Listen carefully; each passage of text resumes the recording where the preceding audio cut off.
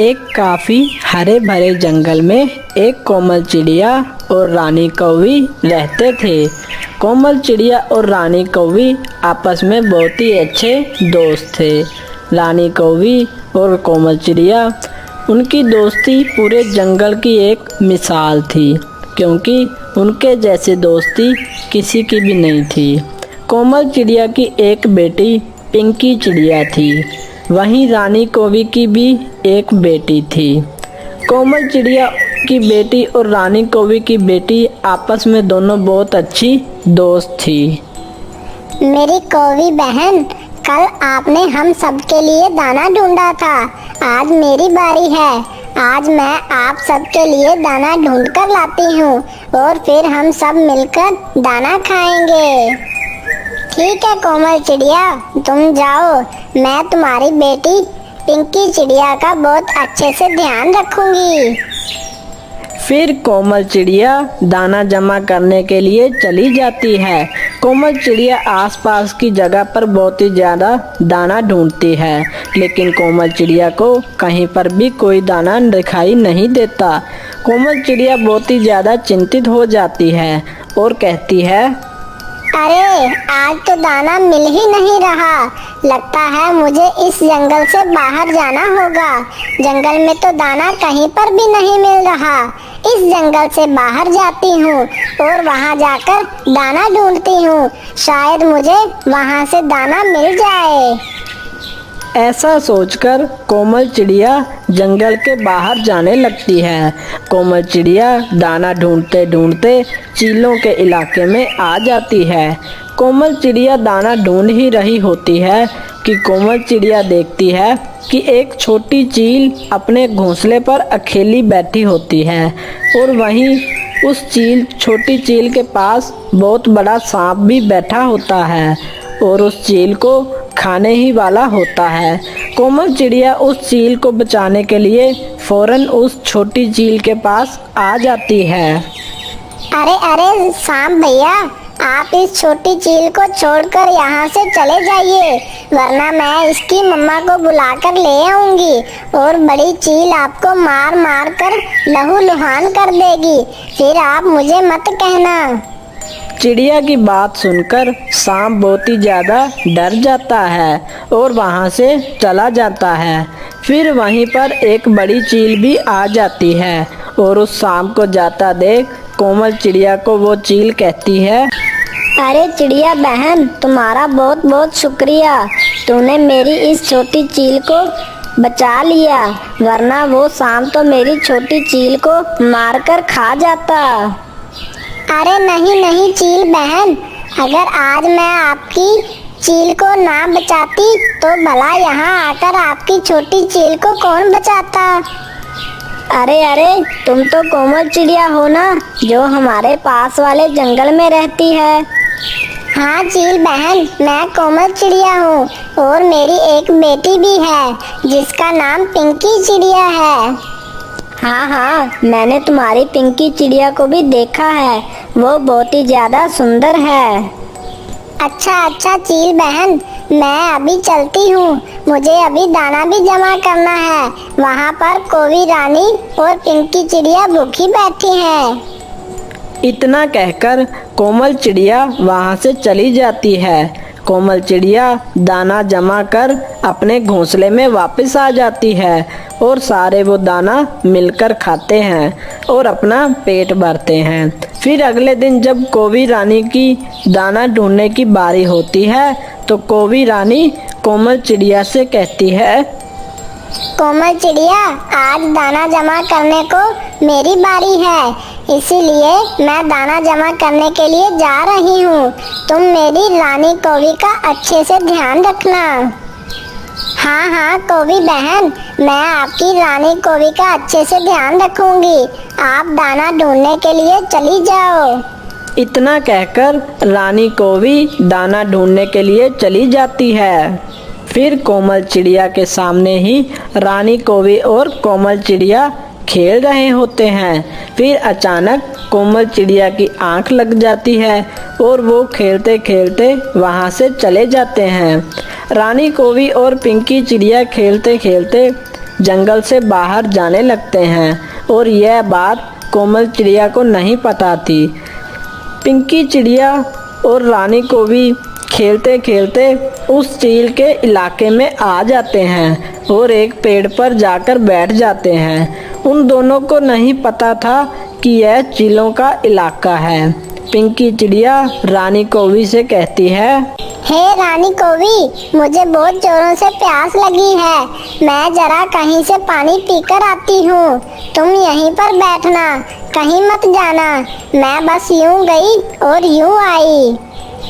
इतना कहकर पिंकी चिड़िया पानी पीने के लिए चली जाती है और रानी कौवी वहीं पर बैठकर उसके आने का इंतज़ार करने लगती है। तो सामने से एक चील आने लगती है। चील की नज़र उस रानी कौवी पर पड़ती है तो कहती है, अरे वाह, छोटी कौवी यहाँ पर किसने छोड़ी है? लगता है मुझे शिकार ढूंढने के लिए जरूरत ही नहीं आज।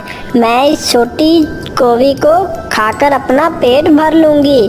चलो जल्दी से इस छोटी कौवी के पास जाती हूँ और उससे अपना आज का शिकार बना लेती हूँ।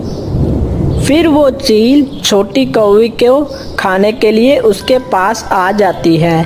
फिर क्या था, वो चील रानी कौवी पर हमला कर देती है और उसको मारकर खाने लगती है। फिर वो चील रानी कौवी को थोड़ा सा खाकर वहाँ से चली जाती है। कुछ देर के बाद जब पिंकी चिड़िया पानी पीकर वापस आती है तो पिंकी चिड़िया यह सब देखकर बहुत ही दंग रह जाती है। अरे अरे, इस रानी कौवी को कौन खाकर चला गया? अरे, अब मैं कौवी आंटी को जाकर क्या जवाब दूंगी? फिर पिंकी चिड़िया की नज़र एक चील पर पड़ती है।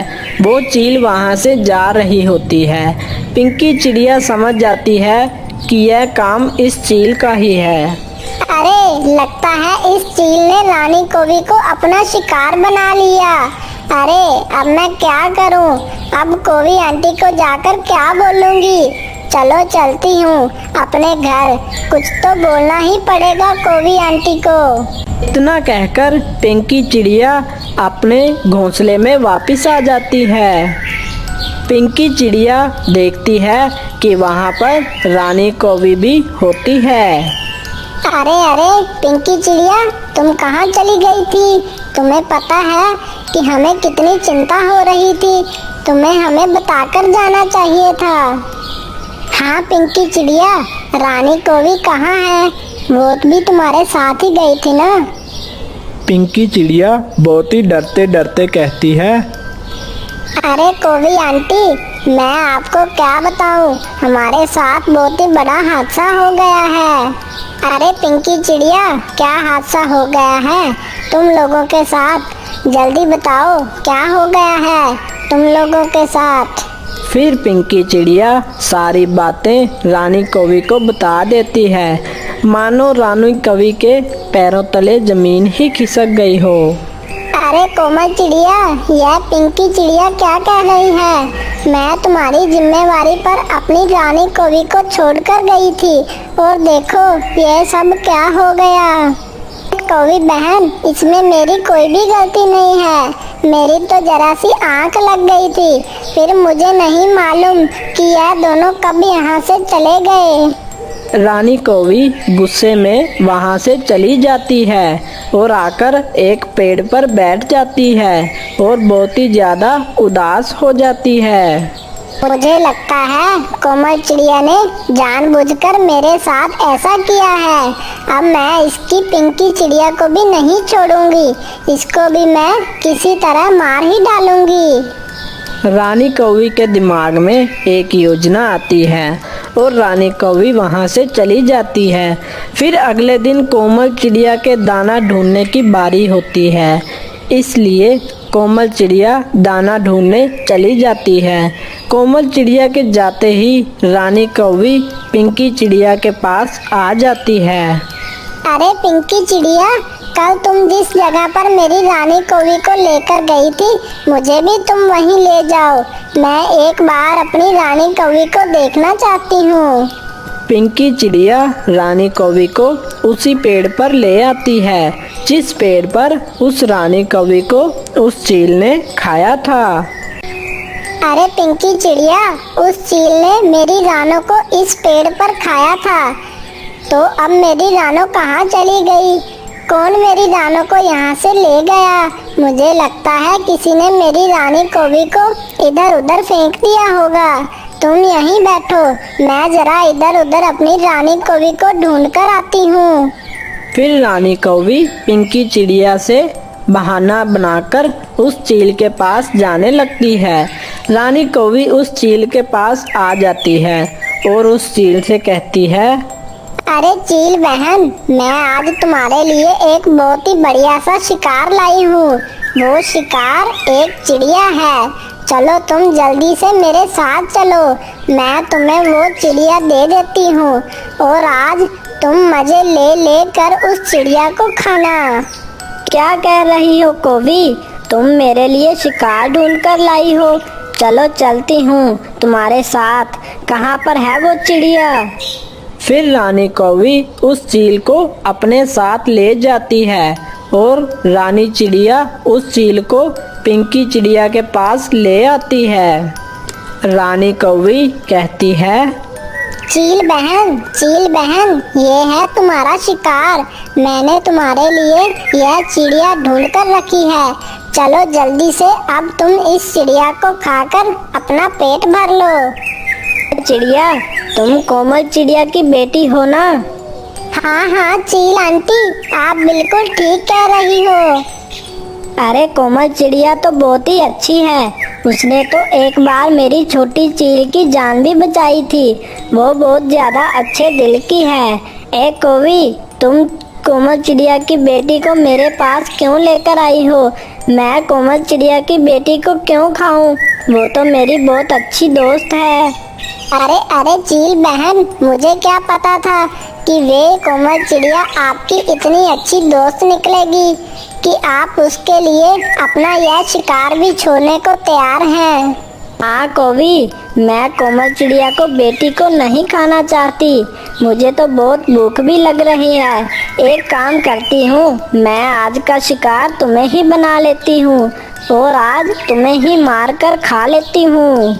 अरे नहीं चील आंटी, आप ऐसा मत करें। आप हमारी कौवी आंटी को माफ कर दें।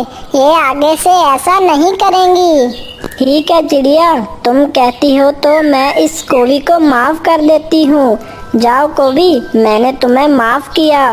फिर रानी कौवी बहुत ही ज्यादा शर्मिंदा हो जाती है और रानी कौवी को समझ आ जाती है कि कोमल चिड़िया के साथ बहुत ही गलत कर रही है। फिर पिंकी चिड़िया और रानी कौवी दोनों अपने घोंसले में वापस आ जाते हैं और रानी कौवी कोमल चिड़िया से माफ़ी मांग लेती है और कोमल चिड़िया रानी कौवी को माफ़ भी कर देती है। फिर कुछ दिन बीत जाते हैं और रानी कौवी के यहाँ एक कौवा होता है। अब तो रानी कौवी का घर फिर से हरा भरा हो जाता है। इसी तरह रानी कौवी और कोमल चिड़िया बहुत ही खुशी खुशी रहने लगते हैं।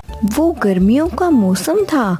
इस बार गर्मियाँ कुछ ज़्यादा ही हैं क्योंकि बिना नए पेड़ पौधे लगाए जो पेड़ पौधे थे उन्हें भी काटने के कारण नदियाँ तालाब सब सूख गए। इतने में वहाँ पहुँचा एक प्यासा कौवा। गर्मी के कारण उसका हाल बेहाल था। कौवे ने सोचा, हाँ, थोड़ा पानी मिल जाए तो अच्छा होगा। उड़ते उड़ते कौवे ने तालाब नदियाँ सब तलाश किया। गर्मी के कारण सब सूख चुके थे।